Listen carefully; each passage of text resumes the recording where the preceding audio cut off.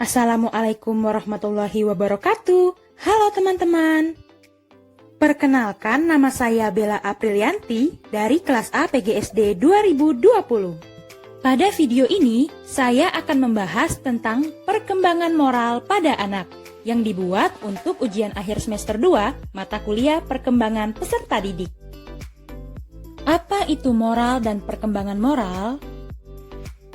Moral berasal dari kata Latin yaitu mores yang berarti tata cara, kebiasaan, dan adat. Perilaku moral berarti perilaku yang sesuai dengan kode moral kelompok sosial. Sedangkan perkembangan moral adalah serangkaian perubahan yang dialami oleh individu dalam meningkatkan perilaku yang sesuai dengan nilai-nilai kehidupan sosialnya secara terus-menerus. Jean Piaget mengatakan bahwa perkembangan moral terjadi dalam dua tahapan. Tahap pertama disebut tahap realisme moral, sedangkan tahap kedua disebut tahap moralitas otonomi.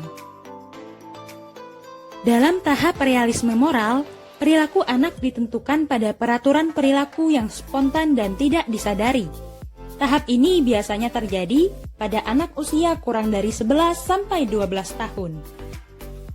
Sedangkan dalam tahap moralitas otonomi, anak menilai perilaku atas dasar tujuan yang mendasarinya.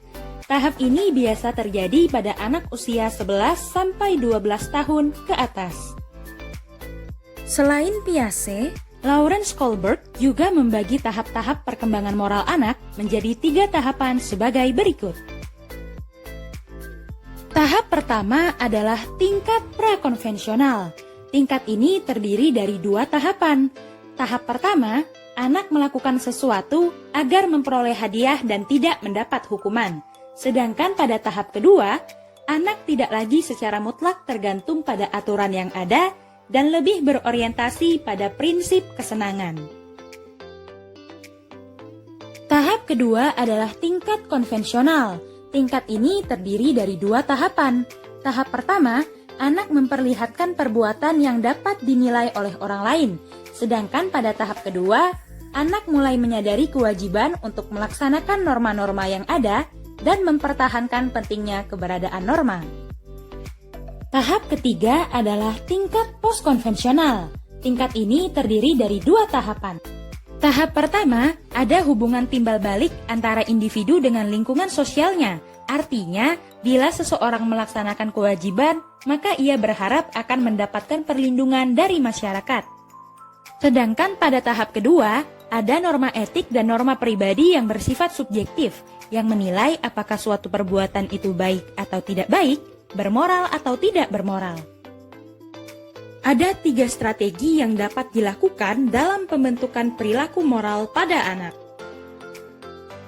Strategi yang pertama adalah strategi latihan dan pembiasaan. Latihan dan pembiasaan merupakan strategi yang efektif untuk membentuk perilaku tertentu pada anak-anak, termasuk perilaku moral. Dengan latihan dan pembiasaan akan terbentuk perilaku yang bersifat relatif menetap. Misalnya, jika anak dibiasakan untuk menghormati anak yang lebih tua atau orang dewasa lainnya, maka anak memiliki kebiasaan yang baik, yaitu selalu menghormati kakak atau orang tuanya. Strategi yang kedua adalah strategi aktivitas bermain. Hasil penelitian Piaget menunjukkan bahwa perkembangan perilaku moral anak terjadi melalui kegiatan bermain. Pada mulanya, anak bermain sendiri tanpa menggunakan mainan. Setelah itu, anak bermain menggunakan mainan namun dilakukan sendiri. Kemudian, anak bermain bersama temannya namun belum mengikuti aturan yang berlaku. Selanjutnya, anak bermain bersama temannya berdasarkan aturan yang berlaku. Strategi yang ketiga adalah strategi pembelajaran.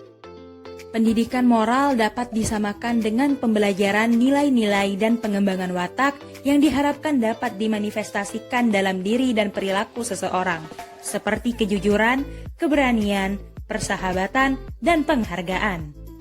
Pembelajaran moral dalam konteks ini tidak semata-mata sebagai suatu situasi seperti yang terjadi dalam kelas formal di sekolah, dan berbeda orientasinya sesuai dengan rentang usia anak.